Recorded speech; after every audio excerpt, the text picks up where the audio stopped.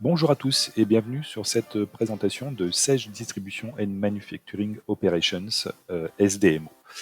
Donc nous allons aujourd'hui vous présenter ce qu'est SDMO, l'essentiel à savoir en tout cas sur Sage Distribution and Manufacturing Operations, c'est que c'est une solution ERP cloud native conçue notamment pour simplifier les processus métiers complexes en intégrant les meilleures pratiques que nous avons, nous, de nos clients et de certains partenaires depuis plusieurs années.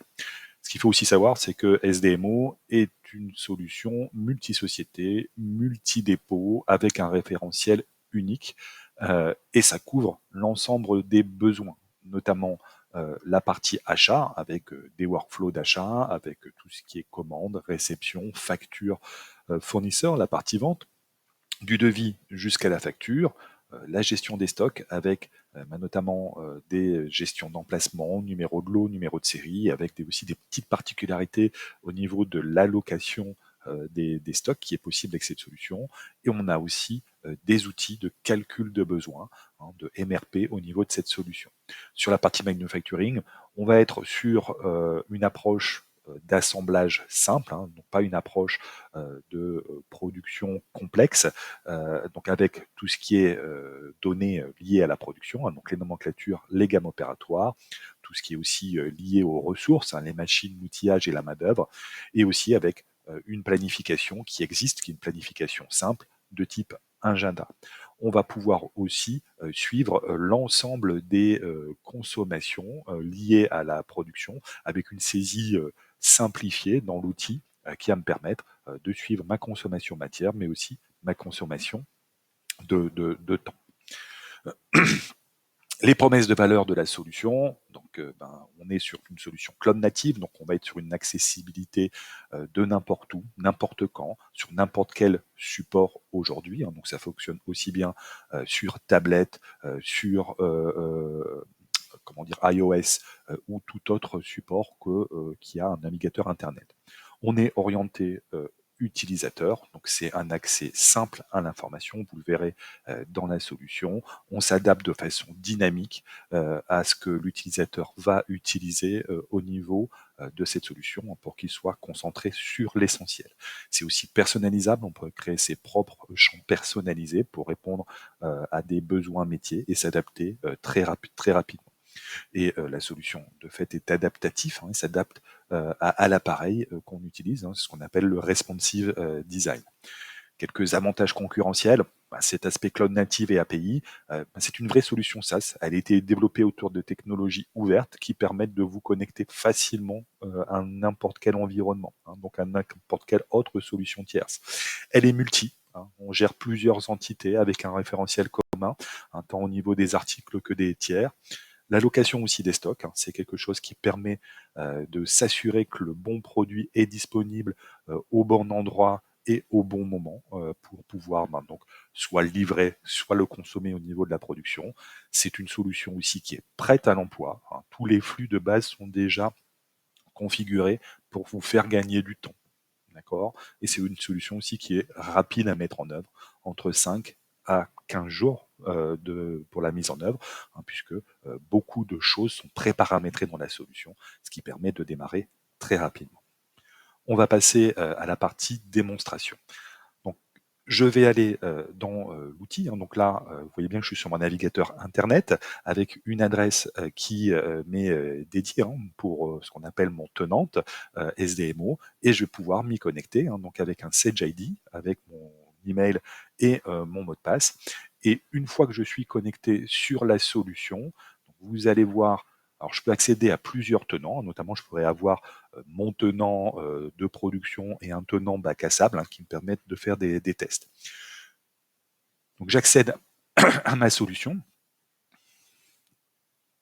Et vous voyez ici, dès que j'accède à ma solution, on est vraiment dans cette orientation utilisateur dont je vous parlais tout à l'heure. Donc on vient pousser de l'information au travers de widgets, de KPI à l'utilisateur pour qu'il puisse voir très rapidement où il en est au niveau, en tout cas, de sa partie métier. Donc vous voyez qu'on peut organiser ça de façon avoir des informations sur la partie commerce, avoir des informations sur la partie achat aussi, avec d'autres typologies de widgets. Donc ici, j'ai plutôt des listes avec des indicateurs. Et sur la partie commerciale, vous voyez, j'ai pas mal d'indicateurs avec un certain nombre d'informations. En sachant que tous ces indicateurs peuvent être dynamiques, comme ici les commandes à livrer. Je pourrais ici sélectionner cette commande pour pouvoir l'expédier, ou ici une expédition qui a été réalisée pour pouvoir la facturer. Et j'ai aussi un ensemble de widgets, enfin de KPI, pardon, sur lesquels j'ai pas mal d'informations. Mon nombre de commandes dans le reliquat, le nombre, enfin en tout cas le montant de chiffre d'affaires de devis en cours, etc., etc. Tout ça est entièrement personnalisable par l'utilisateur. Je peux modifier ici. Je vais me retrouver sur un écran sur lequel je vais pouvoir modifier, rajouter des widgets ou voire même créer des widgets d'une page blanche pour pouvoir les utiliser. Ce qui est aussi très intéressant, c'est que ces widgets, je vous l'ai dit, sont dynamiques, c'est-à-dire qu'ici, moi, j'ai un widget qui me dit que j'ai une commande en reliquat. Si je vais cliquer ici sur le tout voir, je vais aller directement sur ma liste des commandes avec une vue qui va être adaptée par rapport à ce widget. Donc, vous voyez qu'ici, j'ai mes commandes avec ici un pré-filtre qui est réalisé sur mes données sélectionnées par rapport à mon widget et j'ai bien uniquement la liste des commandes qui sont partiellement expédiées, donc qui sont en reliquat ici. D'accord. Au niveau de l'outil, bien sûr, j'ai l'ensemble du fonctionnel autour de la partie achat, vente, stock, aussi la partie production. D'accord. J'ai aussi une partie finance ici. Alors bien sûr, on ne gère pas la partie comptable dans SDMO. On va venir se connecter à d'autres solutions cloud native Sage, comme Intact par exemple. Et on gère en tout cas le pré-travail autour de la partie comptable. C'est-à-dire que SDMO réalise les écritures comptables qui vont être après déversées vers là où les solutions comptables que l'on a sélectionnées. Au niveau des articles, donc, je vais bien sûr gérer ma base article. Je vais gérer aussi mes articles en multisite, c'est-à-dire qu'ici, je pourrais avoir une vision de l'ensemble de mes articles et à quel site ils sont rattachés. C'est-à-dire que quand je suis sur cette vue ici, j'ai l'ensemble des articles par site. Donc, vous voyez qu'ici, j'ai mes sites et j'ai l'ensemble de mes articles. Je pourrais même éventuellement avoir une vue, pardon, ici, une vue regroupée ici par rapport au site et voir tout ce qui est présent sur tel site et tel site en termes d'articles. J'ai bien sûr accès à ma base article, donc pour gérer, créer mes articles. Donc mes articles, je vais retrouver ma base article. Donc ici, j'ai l'ensemble de mes articles. Tout ça est bien sûr personnalisable. Je peux venir ajouter ou supprimer des colonnes, les organiser comme je le souhaite. J'ai la possibilité aussi de trier. Vous voyez qu'ici, j'ai un certain nombre de filtres qui me permettent de trier. Si je vais sur un article, je vais pouvoir en voir l'ensemble des informations. Donc, les informations de base, les codes articles, les catégories, etc. Savoir s'il est géré en stock ou non, s'il est acheté, fabriqué, vendu, etc., etc.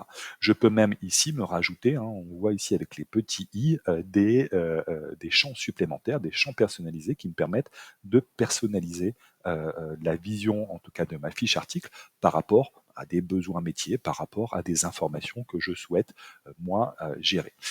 Si je gère en stock, je vais pouvoir gérer cette notion de traçabilité, gestion en numéro de lot ou en numéro de série. Je vais pouvoir aussi en gérer les unités. Donc, vous voyez qu'ici, je le fabrique, je le vends, donc je vais gérer des unités de stock, des unités de vente. Avec des notions de coefficient de conversion par rapport à mes unités de stock ici. Mais comme je vous l'ai dit, l'outil s'adapte à l'utilisateur, c'est-à-dire que ici, vous voyez, je ne vois pas de données d'achat, puisque je dis que je le fabrique et je le vends. Il suffit juste que je vienne dire ici, je gère la partie achat, donc j'achète cet article. Vous voyez que tout de suite, des informations supplémentaires sont venues se mettre dans la fiche article pour pouvoir les utiliser. Donc, Donc, c'est-à-dire que si je ne l'achète pas, je ne viens pas polluer l'utilisateur avec des informations qui ne lui sont pas nécessaires. Je vais pouvoir aussi donc voir sur quel site sont présents ces articles, avec des informations notamment liées au site. Donc ici, ce sont des sites de stockage. Donc je vais avoir les quantités en stock, les quantités attendues, les quantités demandées, pour savoir entre guillemets combien il me reste ici en disponible. Et je vais pouvoir aussi gérer site par site les informations liées à cette gestion de stock. Notamment, je vais pouvoir gérer les notions de réapprovisionnement, les notions ici aussi complètes de stock, ce qui est attendu, ce qui est demandé ici par des commandes clients, ce qui est attendu, vu que je le fabrique, c'est ce qui va arriver par la partie fabrication, les stocks qui sont loués, les stocks acceptés, etc., en contrôle qualité, puisqu'on gère une petite notion de contrôle qualité au niveau de l'outil. Les notions de réapprovisionnement, est-ce que je gère une méthode de réapprovisionnement? Est-ce que je ne gère rien du tout sur les réapprovisionnements? Est-ce que je fais un point de commande, c'est-à-dire que dès que je descends en dessous d'un certain niveau, je vais recommander, ou je le gère par CBN, avec des processus préférés. Ici, production, puisque je le fabrique, mais si j'avais coché achat plus fabrication, j'aurais pu choisir sur un processus préféré. Est-ce que généralement je préfère l'acheter que le produire, etc., etc. Des notions de stock de sécurité, de lot économique, etc. Des notions aussi de coût ici et des règles liées au stock, notamment pour les emplacements par défaut. Je vais gérer aussi tout ce qui est notion de prix de vente sur mes articles, les rattachements aussi clients, donc le référencement client, les informations ici liées à la production, donc qu'est-ce que j'ai comme nomenclature ou gamme opératoire liée à cet article, notamment sur mon site ici SG Instrumentation, et les données financières. Donc on parle bien aussi d'un outil qui gère la partie manufacturing, donc on va bien sûr gérer de la nomenclature et de la gamme opératoire. Donc si je vais voir une nomenclature, donc je vais pouvoir gérer ma nomenclature de mon bureau en bois. Donc ici, je vais visualiser cette nomenclature avec mes besoins en termes de composants, donc les quantités que je vais avoir besoin ici pour faire une unité. Je calcule aussi de fait le coût standard de production de ce que va me coûter en tout cas cette partie matière. Je peux avoir aussi directement accès à la gamme qui est rattachée ici à cette nomenclature dans cet article. Donc je vais retrouver ici ma gamme où je vais retrouver l'ensemble des informations, l'ensemble des étapes et le coût que ça représente. D'accord ? Sur la partie achat, vente, stock, je vais surtout me concentrer sur la partie vente. Donc, vous voyez que je vais pouvoir gérer l'ensemble du flux de vente, bien sûr aussi gérer les clients à partir d'ici. Et au niveau des commandes, je vais pouvoir notamment retrouver l'ensemble de mes commandes clients ici au niveau de la partie commande, avec des notions de statut en devis, confirmé, etc., partiellement expédié. Je pourrais notamment voir aussi les informations expédiées et autres. Et notamment, ici, je vais pouvoir notamment visualiser ma commande, excusez-moi. Et au niveau de cette commande, donc vous voyez que je vais avoir des données au niveau donc, de la commande, de quel site de vente j'expédie en fait cette partie-là. J'aurai aussi des informations liées au site de stock s'il est différent. J'ai la possibilité aussi d'avoir des informations liées à mon client, toutes les informations financières sur les conditions de règlement, les totaux avec les niveaux, en tout cas les taux de TVA, etc.